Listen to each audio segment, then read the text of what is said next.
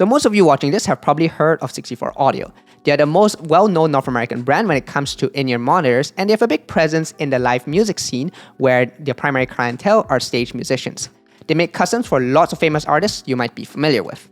But of course, they also serve the enthusiast crowd like us. They have 10 different models, excluding the Aspire series, which they primarily market for more professional use. And today, I'm going to be ranking all of them.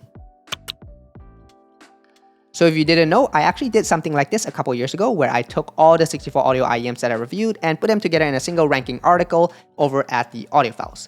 This video will be an updated version of that for 2025. But before that though, I do want to clarify two really important things for how I'm going to do this. The first is that I will be accounting for price in addition to sound quality.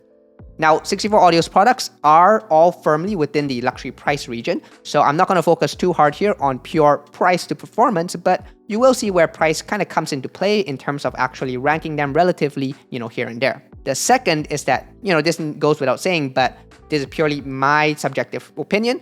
The other members on the team will have their own opinions. For example, Listener and Resolve will probably disagree with me on most of these rankings because they don't tolerate treble as well as I do. Okay, sorry, there's going to be one more disclaimer. As many of you already know, the Headphone Show is supported by Headphones.com, who does sell most of the 64 Audio IEMs.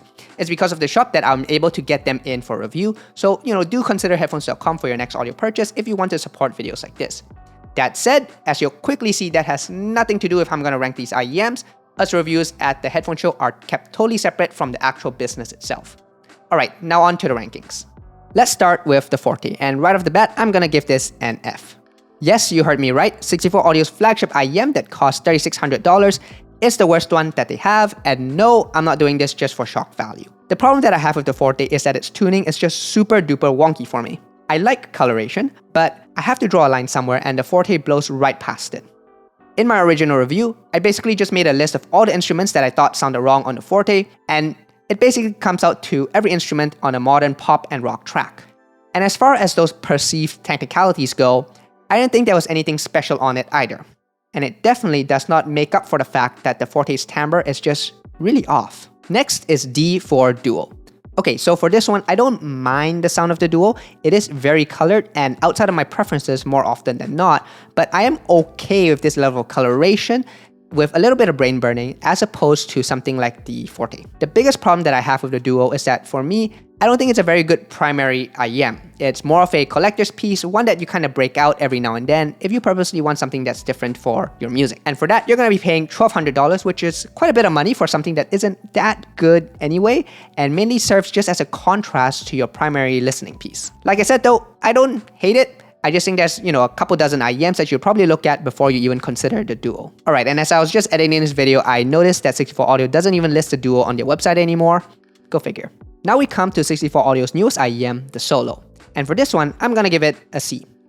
Okay, so it is actually a good sounding IEM, and that's because it's basically a Chinese planar IEM in a 64 Audio shell. Here's what I'm talking about.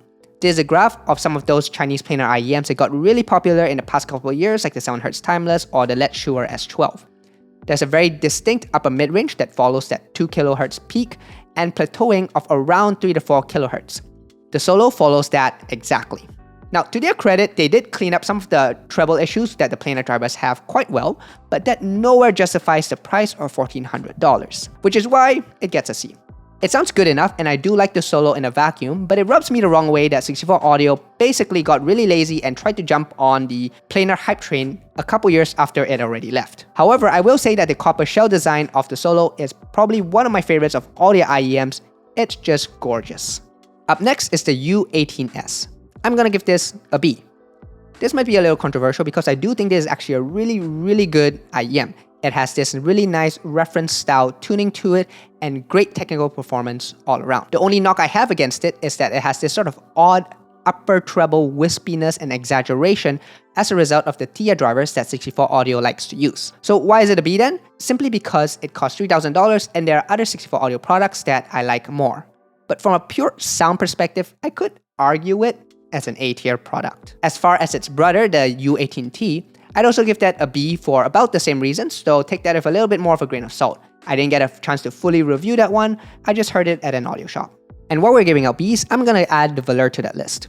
Honestly, it does kind of pain me to say that because I really do think that 64 Audio was trying to do something special with the velour. They have it as their premier bass head IEM, and the bass sounds fantastic on it while still having lots of mid-range clarity.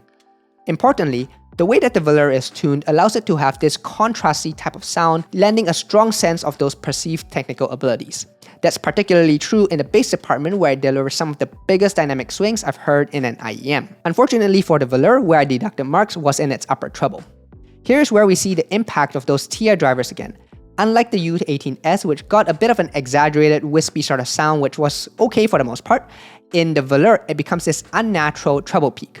The effect of this peak is that it basically kind of just warps the timbre of treble-focused instruments and can be kind of grating to listen to if you notice it. It's not painful, at least for me, but I can definitely see where it becomes a deal breaker for a lot of people. The other reason I give it a B is because at $2,500, it costs almost 50% more than the Neo, which was 64 Audio's previous basshead IEM. Speaking of the Neo, I'm actually gonna give it an A. While it isn't as technically proficient as the velour's upgraded isobaric dynamic drivers or whatever, it is a straight guilty pleasure IEM that's a ton of fun with an indulgent, almost dirty bass feel to it without becoming bloated. I think the reason I like its tuning more than the velour is because the Neo doesn't have the upper treble timbre issues and instead sounds smoother, a little more coherent, which in this context I think glues everything together. At $1,700, the Neo is obviously still expensive, but relative to the other 64 Audio products, that's actually not too bad. For something that isn't quite as affordable, we have the Trio at $2,300, but I'm still gonna give that an A. The Trio is an interesting IEM. It's quite colored and its graph isn't very pretty, but somehow I really enjoy its sound. It's lively, it's energetic, it's vivid, there's great dynamics and resolution throughout. I like a lot of modern rock and alt rock, that type of music, and that to me is where the Trio just shines. When I listen to the Trio, I stop analyzing the IEM and I start focusing more and more on the music itself and finding new notes to appreciate within it. And that to me is the mark of a great IEM, and the Trio passes with flying colors. The only complaint that I have about it is that it's not a very safe buy by any means, but you can live a little dangerously sometimes. Well, that and the Trio isn't quite as good as the S-rank IEM that's coming up. But if we're talking about living dangerously, the U6C is not it. However, it is worthy of an A-tier ranking, and Listener and Resolve would tell you it's the best product in 64 Audio's entire lineup. As for me, I find it a very solid IEM. It has all the fundamentals down pat, a good, relaxed, warm sort of tuning paired with good perceived technical performance. I think it really sets the baseline for what 64 Audio is all about. The upper mids in particular is pretty well tuned and aligns closest to the population average HRTF out of all the 64 Audio IEMs. Personally though, I do wish that it had a little bit more lower treble energy to give hats and cymbals a little more crispness in its sound, and to also provide vocals with a little bit of extra breathiness to help balance out all of its warmth. Coming in at $1,400, I'd say it's a fair price as far as luxury IEMs go, and that's probably why it was positioned as the entry-level offering in 64 Audio's lineup when it first came out. But then 64 Audio released the U4S and changed the game. The U4S takes a lot of what I enjoyed about my favorite 64 Audio IEMs and brings it down into its most accessible one yet at $1,100. And that's why I give it an S- ranking. The U4S, to me, sounds the closest to the Neo out of all the other IEMs. It has a bass boost that's almost just as big as the Neo, but is elevated in the upper mids and treble in key areas to give it a more balanced overall sound profile. This extra treble also helps bring notes closer to the foreground than the Neo does and gives extra clarity up top. The only tuning nitpick I have is that I wished its upper mids peaked closer at 3 kHz like the U6T does, rather than at 2 kHz. I think this would help it clean up its sound just a little bit more. Otherwise, the perceived technical ability of the U4S is just as good as the Neo with great bass dynamics and impact and arguably better resolution. While I wouldn't crown the U4S as the best $1,000 IEM out there given how competitive the IEM space is, the U4S is top of mind for me as the very first one I'd recommend at that price. And lastly, we have the U12T. You all knew this was coming, it gets an S tier ranking. I'm gonna be honest, I did not expect to like the U12T. When I saw all these highly respected reviewers like Android and Precog Vision and Clinical, basically everyone give it near universal praise and call it one of the best IEMs in the world, there was some contrarian part of me that wanted to just call it mid. You know, like I went in with a bit of a bias against it, even before I even heard it. But I just can't. the performance of the U12T is a clear step up against the rest of the 64 audio IEMs, and in particular, I can't argue against its perceived technical ability. While it doesn't have a fat dynamic driver for its bass, the U12T's balanced armatures still deliver a great dynamic presence while having exceptional articulation and control. That sets the tone really for the rest of its techs. Soundstage, imaging, layering, all of that stuff is top tier. But most of all, its resolution still ranks among the best for all IEMs that I've heard even to this day. The main complaint I've seen with the U12T is that its tuning is boring. And honestly, I do kinda agree with that, but that won't stop me from giving it an S. Or rather, I can't justify giving the U12T anything less. So there you have it. All the 64 audio IEMs ranked, except for the Aspire series, which I'm not gonna touch. But if you are interested in that, Precog Vision does have a full written review up over at the Audiophiles, which you can read. Speaking of which, I do have full written reviews up for all the products that we talked about today. If you want a little bit more nuance, then you can get in a 10-minute video or so.